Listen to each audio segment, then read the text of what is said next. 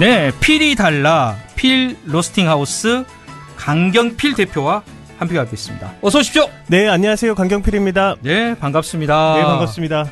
저처럼 이미지가 약간 후덕하시는 분이시네요. 자, 저희가 코너 이름이 필이 달라예요. 야, 이거 이제 영어 발음을 얘기하자면은 필 이렇게 발음하는 사람이 있고요. 네. will 이렇게 발음하는 사람도 있어요. 일단 어떻게 발음을 해야 될까요?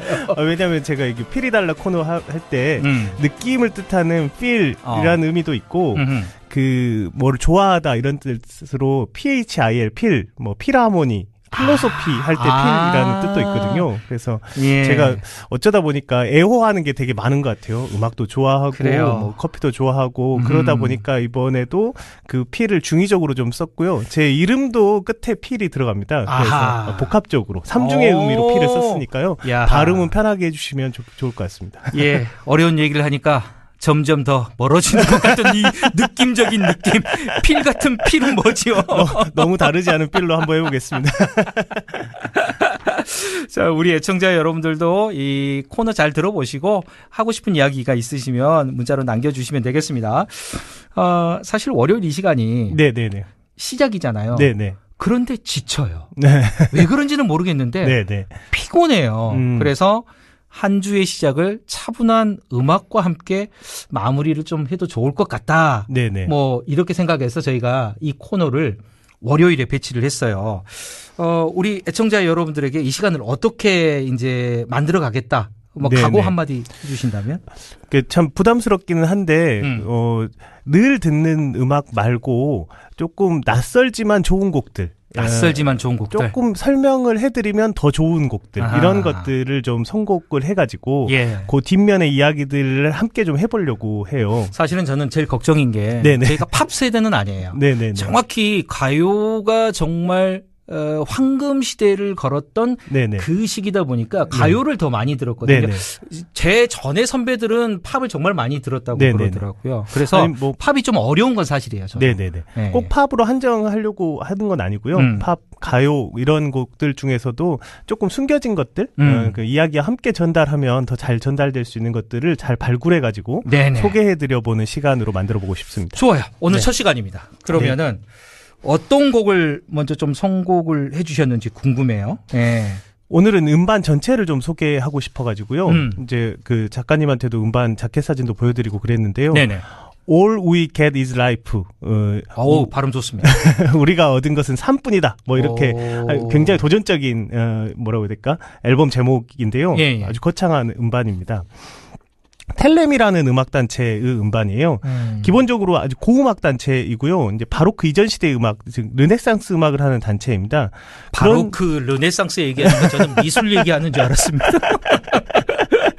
바로크 음악이라고 생각하시면 바흐 이후 음악 이렇게 생각하시면 될 것 같아요. 바흐? 네, 바흐보다 더 이전의 음악, 이런 음악들을 하는 단체이거든요. 제가 바흐, 뭐 핸델 이 정도까지는 음악 시간에 배운 것 같은데. 맞습니다. 대부분 바흐 이후의 음악가들에 대해서는 뭐 음악을 좋아하든 싫어하든 다 이름 정도는 많이 대단한 음악 시간에 들어오지는 않았다는 게 일단 증명이 됐어요. 근데 상당히 클래식 음악의 애호가라고 할지라도 바흐 이전의 음악 누구 있어? 그러면 이렇게 대답하기가 좀 망설여질 정도로 바흐 이전의 음악은 우리 음악사에서 그냥 상당히 사라져버린 그런 음악처럼 취급받았습니다.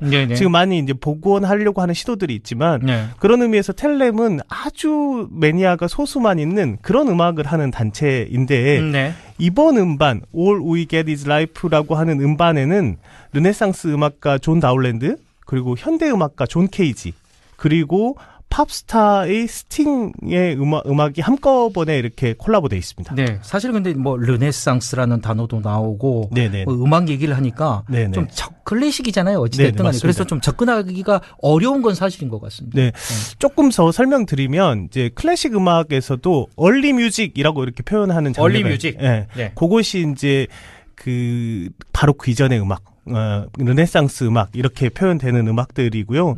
바흐라는 사람이 사실 음악계에서 굉장히 중요한 게 바흐 이후로 지금 저희들이 향유하는 대중음악까지도 그런 형식들이 거의 확정돼 버려요. 네. 그리고 마침 시대도 악기들이 정형화됩니다. 지금 악기는 뭐 바이올린, 뭐 첼로 이런 악기들 말고도 비슷비슷한 종류의 사이즈도 좀 다르고 특성도 좀 다른 악기들이 공존해 있었어요. 그런데 이제 바흐 이후로 가면서부터 피아노도 마찬가지고 딱 정형화 돼가지고 규격화됩니다.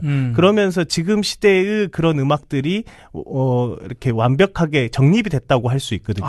그러고 나서 그 전의 음악들이 잊혀졌어요. 가령 뭐 기타 같은 경우도 기타 말고 비슷한 라이벌들이 있었어요. 류트 같은 악기도 그렇고 오늘도 류트 음악들 소개해드릴 텐데 그런데 지금은 그런 악기들은 일반 악기상에 가면 잘 안 파는 그런 악기들이 돼버린 거죠. 악기도 사실은 계속 진화를 하는 거잖아요. 진화하고 경쟁했는데 경쟁에서 승리한 악기들만 살아남는 거군요. 저희들이 주로 보고 있는 거죠. 그렇지 못한 악기들은 저희가 박물관에 가서나 볼 수 있는 이 박물관 같은 음악을 하는 단체가 텔렘이라고 생각하시면 됩니다. 이제 쉽게 설명이 됐어요. 네네. 저희가 이쯤에서 그러면 노래 한 곡을 좀 듣고 가야 될 것 같은데 어떤 곡을 한번 듣고 갈까요? 원래는 이쯤에서 사실은 존 케이지 음악을 한번 들으려고 했었어요. 네네. 그랬는데 아무래도 대중성이 너무 없을 것 같다고 작가님이 잘라서 제가 말로 설명하기로 했습니다. 예. 그래서 이제 막 요즘에는 이제 당대 음악이라고 해가지고 고음악 악기들을 다시 복원하고 활도 그때 거 쓰고 막 그때의 형태들을 복원해가지고 하거든요.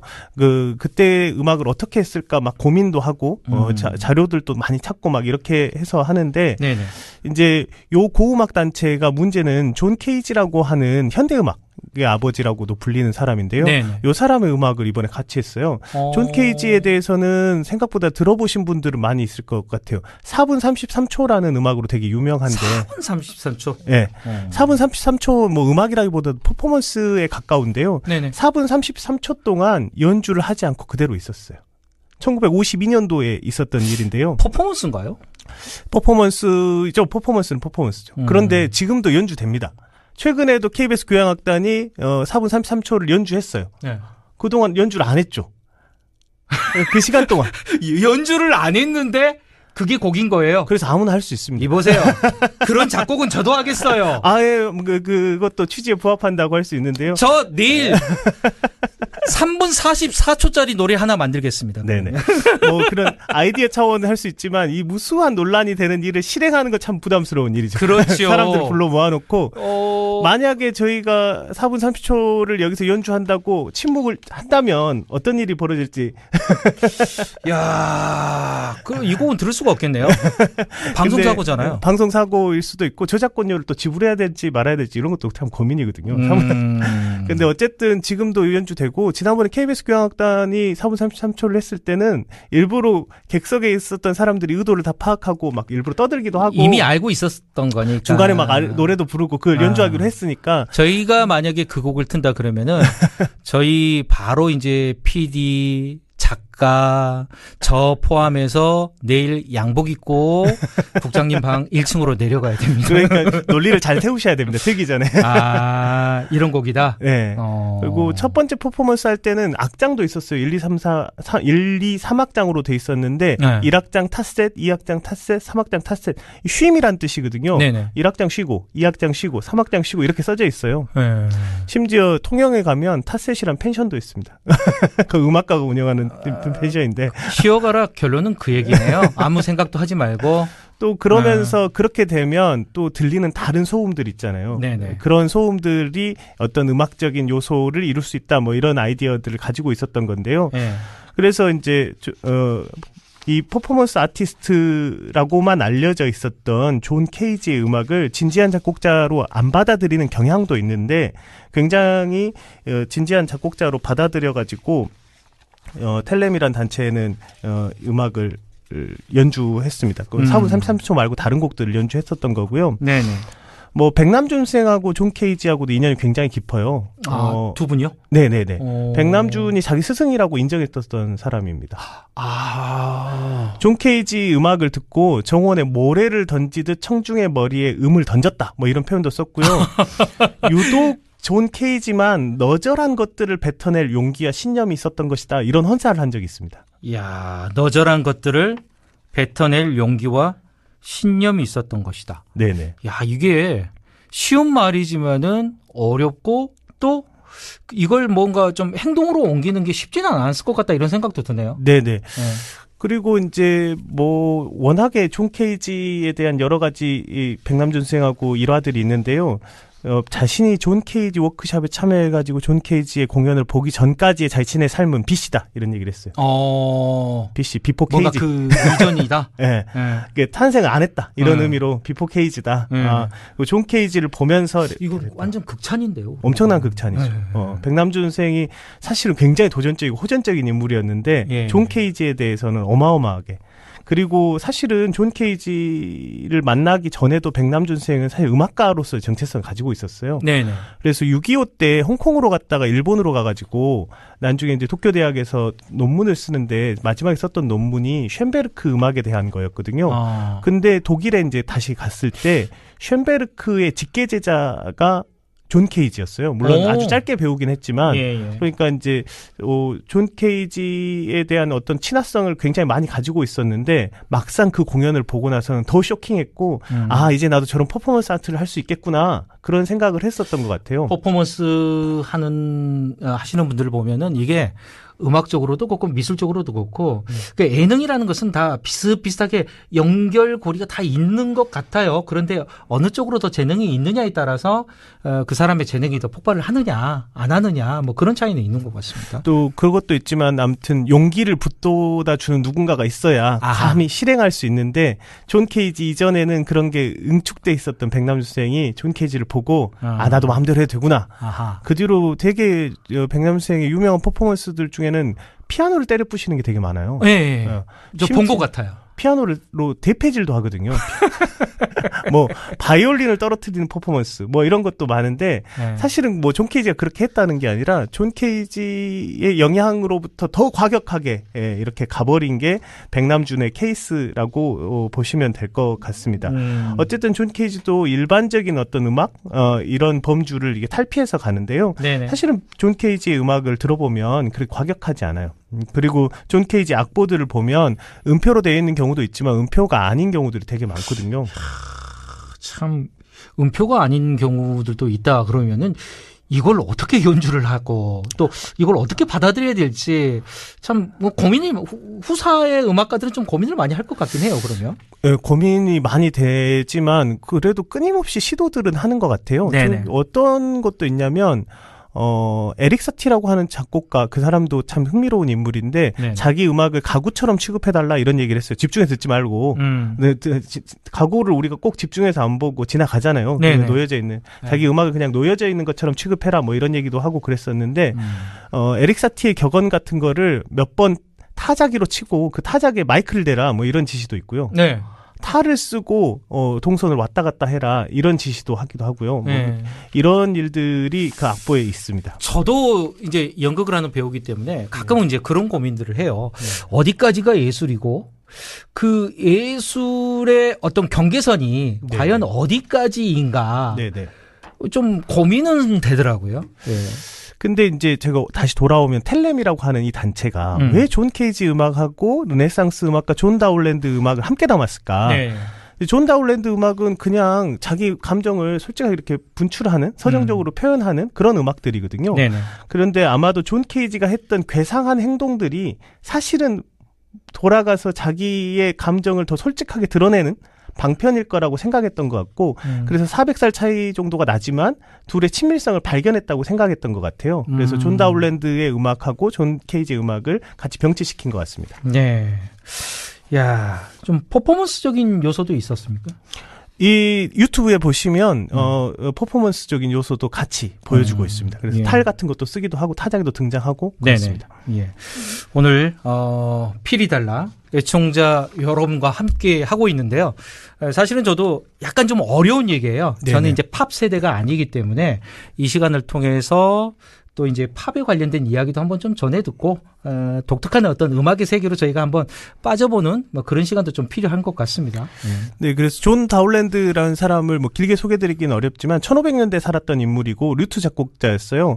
당대에는 굉장히 히트한 작곡자였는데 잊혀졌다가 스팅이라고 하는 팝스타가 2006년도에 그 존 다울랜드의 음악만 모아서 앨범을 내요. 그래서 그 뒤로 굉장히 자주 연주되는. 잠깐만요.